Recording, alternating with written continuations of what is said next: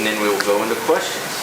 Coach? Hey guys, good day practice with our guys today. It's the first day that we've been on the field.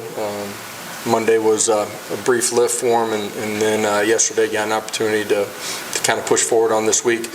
You guys know I said it after the ball game too, important that we get a bunch of guys healthy here this week. That'll be really important for us, and then opportunity for us to continue to sharpen our skills and get better too. So a little bit more good on good work, and then a little bit of Kentucky too. For our staff, huge week. Beginning of the week, a little bit of recruiting, but the back end of it's loaded with recruiting. Our entire staff will be out Thursday and Friday. Really important for us. First and foremost inside the state, and then continue throughout the areas we continue to go recruit, finish this class, and also push forward a little bit. So with that, I'll open it up. Questions? We'll start with Vince, then we'll go to Brent in the back.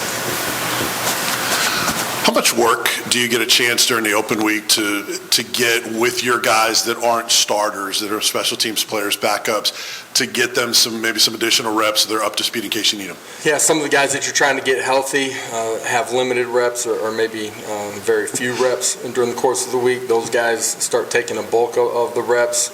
Some of your young guys get a little bit more of an opportunity to go out there and learn and compete too. So you're balancing all those factors at every position, and make sure that your young guys in particular get some growth this week.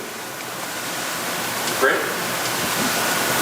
Yeah, Coach, when you do your self-scout this week and you look at third downs offensively and defensively, what do you got to clean up on third and short offensively, and then defensively, what do you got to clean up on third and long situations that have really bothered you, in particular the last 2 weeks? Yeah, third and short from last week during the course of the season, there's been some times that we've been really successful. Last week weren't. Some of that was just identification in the run game. Some of it was decision making where there's read opportunities for the quarterback too. So got to continue to clean those things up. Defensively, in particular on third and long, got to get it off the football field. Some of that has been quarterback extending plays, throwing the football down the field. Some of that's been quarterback scramble.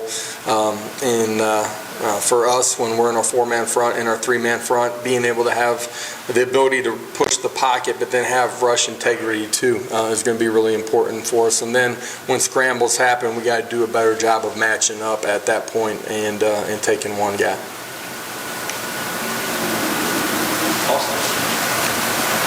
Coach, kind of take me through what Jimmy Callaway's got to do to get back on the field. He made some plays early in the year, and then of course had the drop at Florida, and I'm not sure it's been seen since. Yeah, I don't think it's just because of the drop. Continue to push and press, and when I say press, just urgency in your preparation. Everything that goes into it, off the field, on the field. We've got a great belief in Jimmy as a football player. Bayless sliding inside is a part of that reason, where those guys haven't had as many opportunities. But, believe in Jimmy, continues to compete. I know he's going to continue to get better every single week. I know it's important to him. Weston Bid. Josh, you've been around the game for a bit as a player and now as a coach. I know you never want to make excuses, but with the depth situation y'all have as a team, I know it kind of is what it is, but have you experienced something sort of like this before where it's sort of this thin in some spots? For sure, this is the thinnest football team just based off of numbers that I've been involved with as a coach or as a player. At the end of the day, there's no asterisk next to the season, right? Our players and our coaches, it is what it is, and you're either good enough or you're not when you walk off the field on Saturday. I love competing with this group. They're going to compete extremely hard. We continue to grow that way. There's some things that we got to clean up that we can control that will help us play more efficiently at times.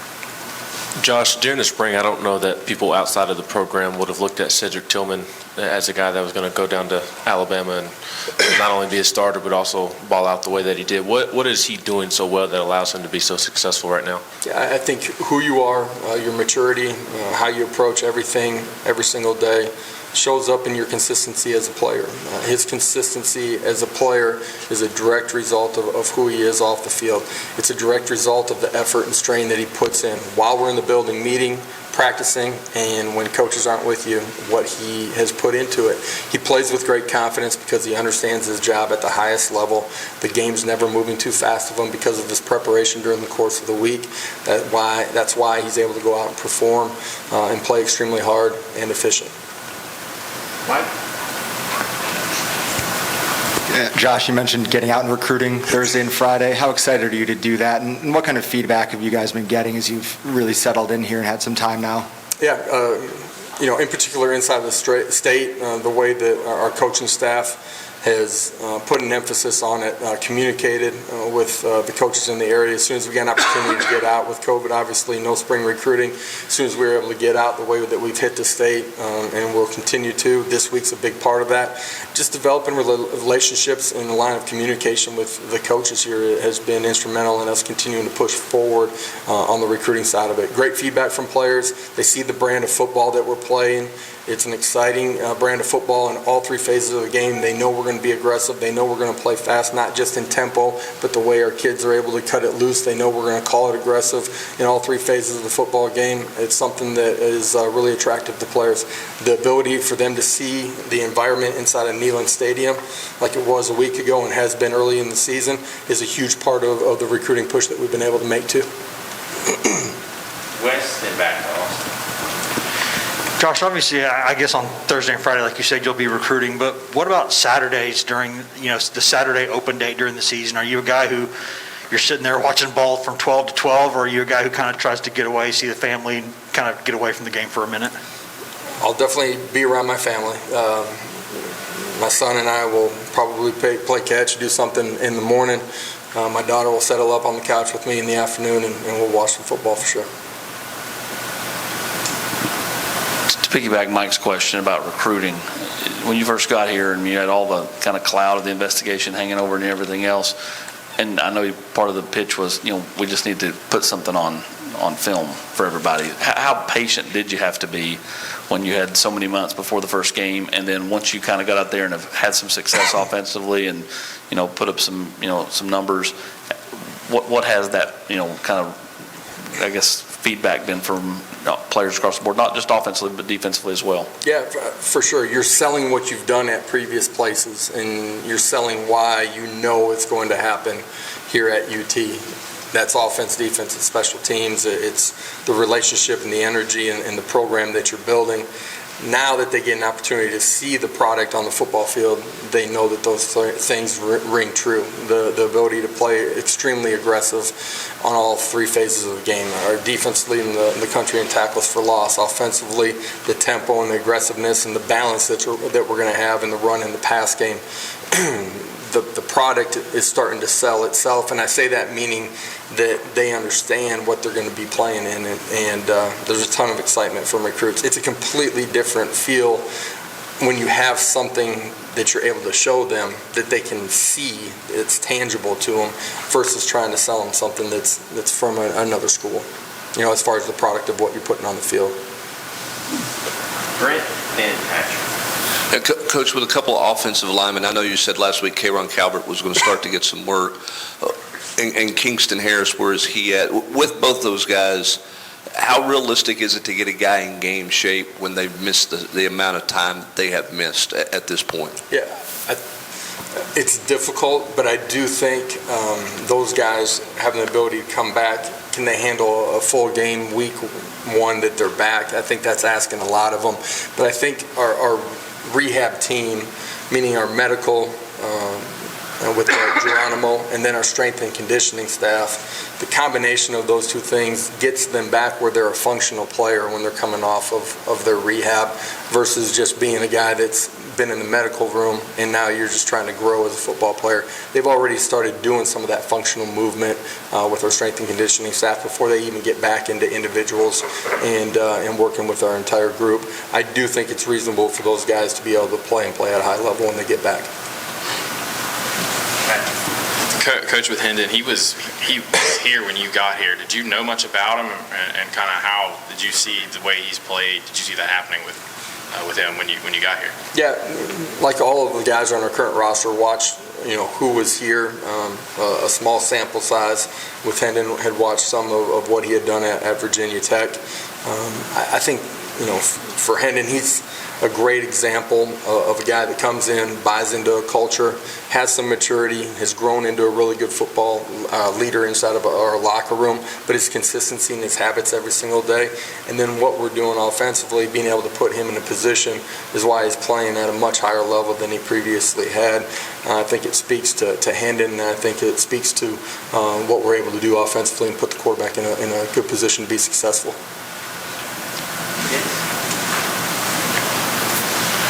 How do you evaluate your linebacker position, one, and then two, or any of those other guys, Aaron Willis, any of those Garland, any of those other guys in a better position to try to contribute for you? Those guys are continuing to get work with our defense and continue to grow. Seeing both of those guys play more snaps on special teams, continuing to play and grow in that way. Do believe, as we go down the home stretch, those guys got to be ready to help us on the defensive side of the football as well. Their growth is important to us as an entire football staff. And what about those three guys that are playing for you? Yeah, tons of positives from them. There's some things that they got to do better.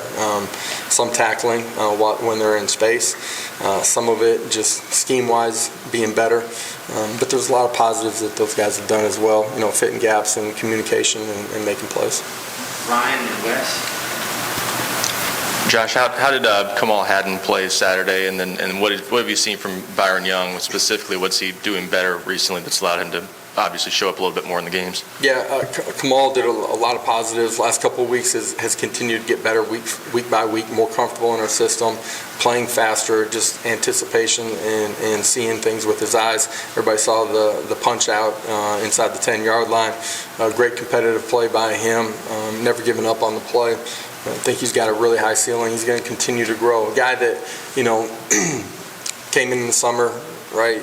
Your installs during the course of the summer, got banged up early in training camp, has just had some nagging injuries. And as we got into, week 3, week 4, started to get a little bit more healthy, got more reps, gets his opportunity, takes advantage of his opportunity and plays at a really high level. I think it speaks to his ability to just continue to press, have purpose every day, continue to grow as a player. It's a great lesson for a lot of our players. You don't know when your time's going to come. When it comes, you got to be ready for it. It's easy for a young player to get frustrated early when things aren't right. Maybe you're not healthy. It's a great example of him just continuing to grow. And Byron also. Yeah, Byron continues to make a huge impact for us defensively. His ability to rush the passer is something that we felt like he was going to be able to bring. He's got an electric first 2 steps, does a really good job with some of our movement and twist games, whether he's the guy that should be coming clean or whether he's the picker too. I think he gets better every single week. He's a really young football player, just time on task and the amount of reps that he's had. Would have loved to have him week 1 and week 2. Obviously, we didn't. In some ways, that probably slowed his progress down a little bit. Game reps for him have been huge. You can see he just gets more and more comfortable each and every week. Our entire defensive line, him included, continue to get better with their fundamentals and technique every week too. Josh, you talked about Kamal a minute ago, but throughout the season, whether on defense with guys like Kamal and Turnage, and offense guys like Ollie Lane and Dane Davis and Laneith Whitehead, when you have a team and guys have to step in throughout the season and they do find ways to produce, what does that do for the culture, sort of the belief within a team that, hey, like, we've got guys who can do this? I think it speaks to what we talk about. The next man's got to be ready to step up and play at a really high level. I think there's buying, just an overall belief in that. Whoever we line up, I think our guys believe in. I think it creates buy-in. The more guys that you're able to play, it creates an energy inside of your locker room, inside of your building every day that creates positive momentum. 2 more, Ben and Brent. Josh, when you're evaluating whether you want to take a guy out of the portal or not, I imagine you don't just completely look at the stats and the production. So how do you weigh the stats, the production, while also evaluating their skill set on film? I think as you move forward as a program, the culture is really important. And so the players, the first thing that you see on the video, I don't care if it's a portal portal player or a high school player. You want to make sure that they're smart, competitive, love football, and can be a great teammate too. And that culture piece is really important, that you build those things and recruit to it.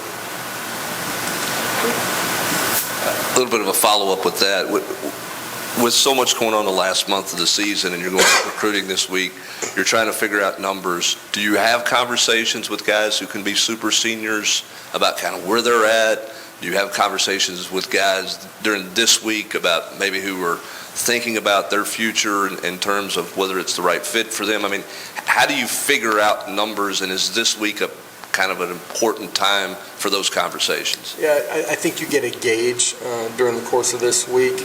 Nothing's finalized during the course of this week. There's still a third of your season. For guys that are going to be super seniors, getting information at the end of the year, where do they stack up? What's their potential to have the chance to move on, be drafted high enough, make a team, and be able to have a future, I think is a part of the conversation. You start preparing some of that right now, but you try to, get yourself ready to gather the information at the end of the year and have a real conversation with them and potentially their families as well.